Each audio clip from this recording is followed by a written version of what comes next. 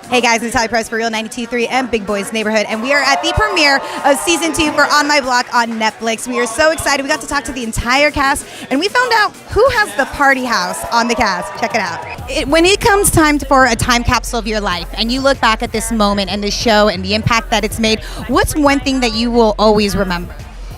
I will always remember the fact that I told myself that I wasn't going to play a gangster, and the gangster was able to change my life for the better.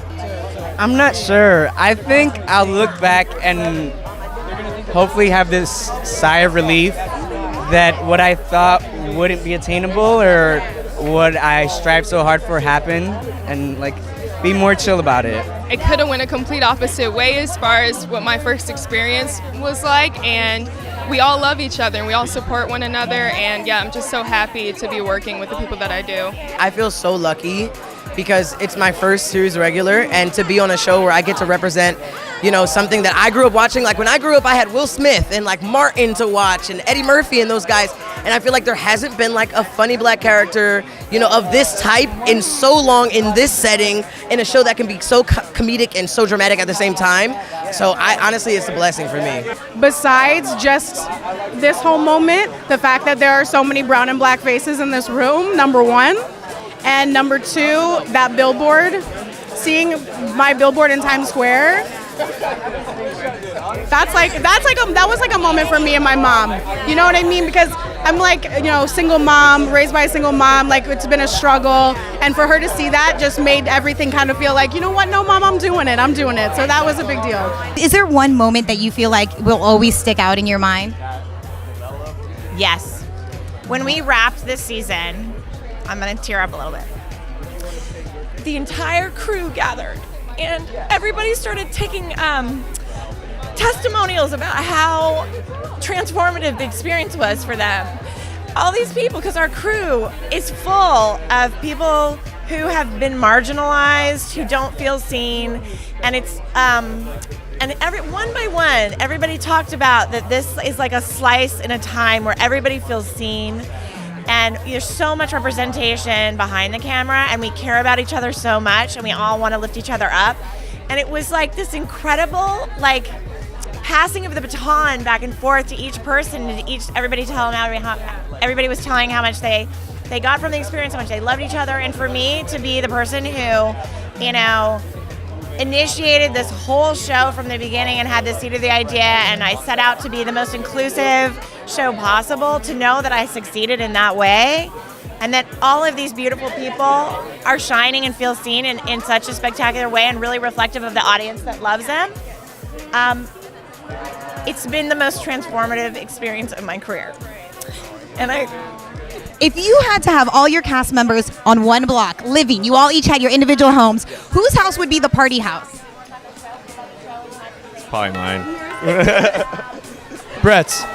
How come? Or Julio's, because Julio's house is always a party house right now as it is. Jess's. No, whoa. Julio's house for sure. Jess's would be a competitive second. Love you. But Julio has, he's kind of like fathered us all. Julio, because it's that party house now. Okay. That's where everybody flocks to. It's like if you want to know where Jason, Danny, they're all at Julio's. I think my house would be the party house because I'm Spanish and I don't like quiet. Like I have to put on noise to go to sleep, so I could just like see people coming in and out, and I would not mind at all. Okay. Me or Sierra? Oh. Yeah. Okay. Oh, Jessica. Believe it or not, Jessica. Yeah, because she's such a good host. That's actually where we normally have a lot of our parties.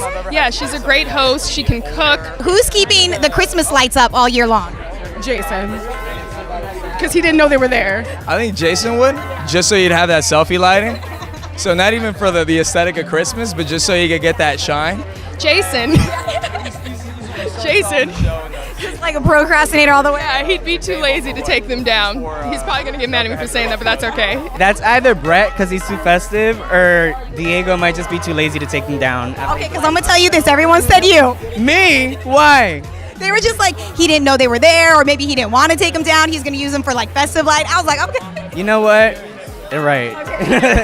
Brett. yeah, definitely. Me. Why? 100% me. Because I want it to feel festive and happy, and you're going to have a good time. Sorry. Whose house would have the best food, though? Jason's. Why? He's a cook, and he's a fantastic cook, and his fried chicken is just... You know what, Jason, because I feel like he has all the Spanish seasonings that I would forget at the store. But I would say Diego, because Diego probably has the most full stocked fridge of like all water and like protein snacks and like, you know, I want to at some point have some muscle somewhere. Julio. Julio's the best cook ever. I'd go ahead and say Julio again, just because he's like, the proof is in the pudding, and like Responsible to stock it. we have dinners there all the time, so I'd want to keep that up. So I'd rate his fridge. As a Latino actor, I know that you guys have changed so much already, but do you sometimes feel that maybe Hollywood still is taking a little bit too long? Always, since day one. I mean, we're just telling stories, so why can't anyone tell the story? It's a voice to the youth, you know, a voice to the streets, and it shows a story that needs to be told, you know, and I'm glad that it's on Netflix, you know, like big praises to Netflix for, you know, trying, you know, for telling this story in this way. What it comes down to is it comes down to humanizing people. I grew up with a lot of spookies. I have relatives who are spookies. And these choices, whether to join a gang or not join a gang, it's not because people are bad. It's because sometimes people have to make decisions in their life. So by no means do we demonize anybody. We try to humanize people. And Spooky, personally, he's my favorite character to write for. I think he's probably your favorite character to write for. And also, you know, a spooky character, like any character or any person in the world, is not black and white. They're gray. So whatever, you know, whether white, black, Latino, all these people are supposed to be gray, not black and white. So with Spooky, it's not like you woke up one day and said, oh man, it would be awesome to be in a gang. For the family. And I think the other thing, we are blessed to have Julio Macias play Spooky. He is Spooky. There's no one better at it, and he's such a great guy. He's an even better human being than he is an actor. Yes. So we're honored to have him. When we created the show, we thought people would connect with it if they grew up in the inner city. I was born in Compton, grew up in Linwood. I thought people would connect with it in the inner city. We're blown away by people in India, in Brazil.